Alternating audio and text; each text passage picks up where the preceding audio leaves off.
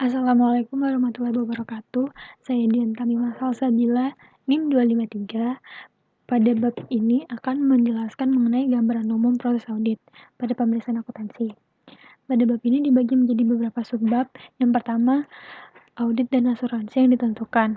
Nah, jadi singkatnya, definisi dari perikatan asuransi adalah keterlibatan praktisi asuransi untuk mendapatkan bukti untuk mengungkapkan kesimpulan yang kemudian digunakan untuk meningkatkan tingkat kepercayaan pengguna lainnya. Praktisi atau pekerja asuransi di sini adalah seorang auditor yang bekerja pada sektor publik yang memberikan asuransi atas laporan keuangan perusahaan.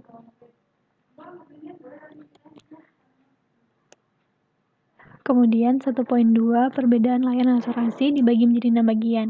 Yang pertama, audit laporan keuangan. Nah, tujuannya di sini adalah agar auditor dapat menyatakan opini tentang laporan keuangan yang sesuai dengan kerangka pelaporan keuangan yang mana dapat membentuk opini tentang kebenaran dan kewajaran.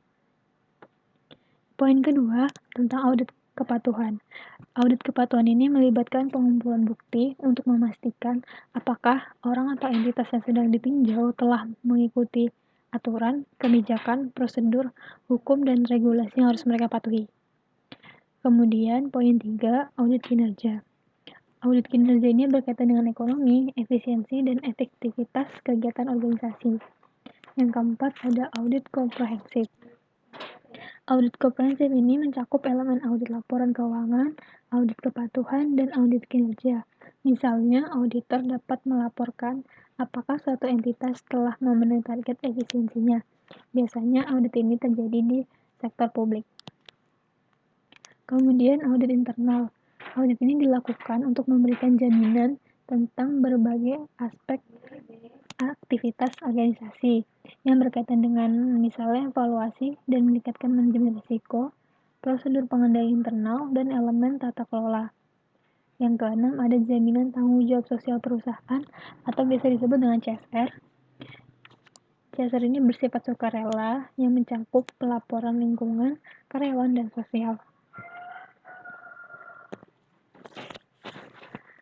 Kemudian poin 1.3 mengenai perbedaan level asuransi. Di sini ada 3. Yang pertama, asuransi yang layak. Nah, tujuannya di sini adalah untuk mengumpulkan bukti yang cukup untuk membentuk suatu pernyataan yang positif dari opini yang benar. Maksudnya adalah auditor dapat membuat pernyataan yang positif apabila mereka sudah cukup mengumpulkan bukti bahwa laporan keuangan tersebut sudah selesai dan sesuai dengan hukum, sesuai dengan standar akuntansi dan relevan. Dengan begitu, informasi tersebut dapat diyakini dan dapat diandalkan. Kemudian, poin 2 tentang asuransi terbatas. Nah, tujuannya adalah untuk mengumpulkan bukti yang cukup untuk membentuk ekspresi negatif dari suatu pendapat tentang sesuatu yang diandalkan dari informasi yang terjamin. Nah, maksudnya adalah auditor tidak perlu yakin tentang bukti seperti yang pelapor buat. Auditor akan melakukan pengujian yang sesuai dengan hukum yang berlaku dan sesuai standar akuntansi, dan memberikan pandangan yang benar tentang posisi keuangan dan kinerja entitas pelapor. Kemudian poin ketiga, tidak ada asuransi. Tidak ada asuransi ketika penyedia jaminan melaporkan hasil temuan yang mereka buat, jelas bahwa mereka hanya melaporkan fakta dan temuan mereka saja dan tidak memberikan jaminan.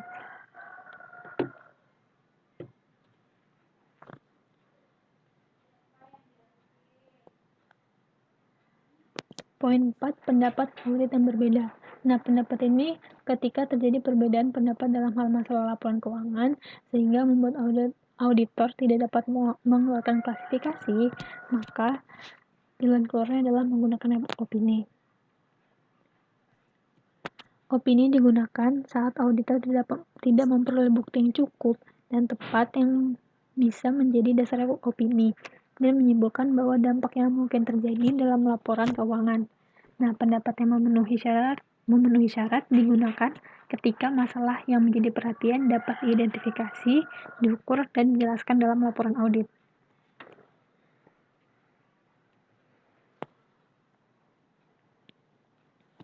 Yang kelima, penyusunan audit.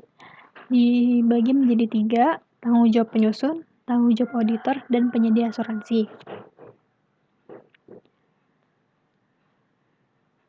Yang pertama, tanggung jawab penyusun. Nah, penyusun harus memastikan bahwa informasi yang terkandung di dalam laporan keuangan itu harus relevan. Nah, relevan di sini maksudnya adalah dapat membantu pengguna dalam mengevaluasi peristiwa masa lalu, sekarang, dan masa depan yang berkaitan dengan entitas. Nah, informasi ini juga digunakan untuk mengestimasi pergerakan harga saham di masa depan dan kemungkinan untuk membayar dividen. Kemudian haruslah handal atau dapat dipercaya. Nah, informasi ini harus dapat diandalkan ketika bebas dari kesalahan atau penipuan. Jika pengguna merasa bahwa informasi yang disajikan tidak dapat diandalkan, maka laporan keuangan tidak dapat digunakan untuk membuat keputusan. Dan juga harus bersifat sebanding. Bersifat sebanding yaitu dapat dibandingkan dari waktu ke waktu. Poin kedua tentang tanggung jawab auditor. Tanggung jawab auditor ini menggunakan skeptisme profesional, pertimbangan profesional, dan kehati-hatian. Nah, skeptisme profesional maksud saya merupakan sikap yang dianut oleh auditor ketika melakukan audit. Auditor harus mencari bukti independen untuk menguatkan informasi yang diberikan oleh klien mereka. Mereka harus curiga jika bukti bertentangan dengan dokumen yang dimiliki oleh klien mereka atau pernyataan yang dibuat dari personel klien. Yang kedua, penilaian profesional. Auditor harus menggunakan penilaian mereka sama audit, menentukan keandalan sumber informasi, dan memutuskan kecukupan dan ketepatan bukti yang dikumpulkan. Yang ketiga, auditor harus bersikap berhati-hati. Yang ketiga ada penyedia jaminan. Nah, contoh penyedia jaminan, misalnya ada kantor akuntan yang terbesar di Australia, contohnya ada Deloitte, EY, KPMG, dan PwC. Perusahaan itu menyediakan layanan non-asuransi dan asuransi. Nah, beberapa perusahaan konsultan juga memberikan layanan jaminan termasuk pengungkapan tanggung jawab sosial perusahaan. Selanjutnya, poin 1.6, permintaan jasa audit dan asuransi. Nah, yang pertama ada pengguna laporan keuangan. Nah, pengguna laporan ini contohnya seperti investor, pemasok, dan pemerintah. Nah, investor ini umumnya membaca laporan keuangan untuk menentukan apakah mereka harus berinvestasi atau membeli, menahan atau menjual saham. Kemudian pemasok ini dapat membaca laporan keuangan untuk menentukan apakah suatu perusahaan dapat membayar mereka untuk barang yang mereka pasok. Kemudian pemerintah ini membaca laporan keuangan untuk menentukan apakah perusahaan tersebut mematuhi peraturan, misalnya dalam hal membayar pajak. Kemudian sumber permintaan untuk jasa audit dan asuransi.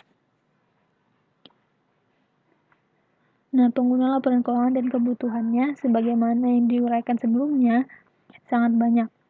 Ada sejumlah alasan mengapa beberapa atau pengguna ini menuntut audit atas laporan keuangan. Ini termasuk keterpencilan, kompleksitas, insentif, dan keandalan yang bersaing. Kemudian 1.6.3 atau poin 3 tentang kerangka teori. Nah, di sini ada 3 teori mengapa pengguna menuntut layanan audit di asuransi. Ada teori agensi, hipotesis informasi, dan hipotesis asuransi. Yang keempat, ada permintaan dalam pengaturan sukarela. Nah, di sini merupakan membahas mengenai permintaan jaminan pengungkapan CSR yang termasuk contohnya adalah laporan lingkungan, laporan berkelanjutan, dan emisi karbon. Nah, jaminan ini diberikan untuk memenuhi permintaan pengguna akan informasi yang berkualitas tinggi, andal, dan juga menunjukkan tingkat tanggung jawab perusahaan.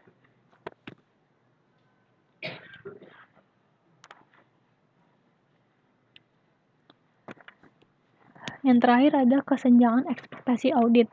Nah, di sini kesenjangan ekspektasi audit ini terjadi ketika ada perbedaan antara ekspektasi asuransi penyedia dan laporan keuangan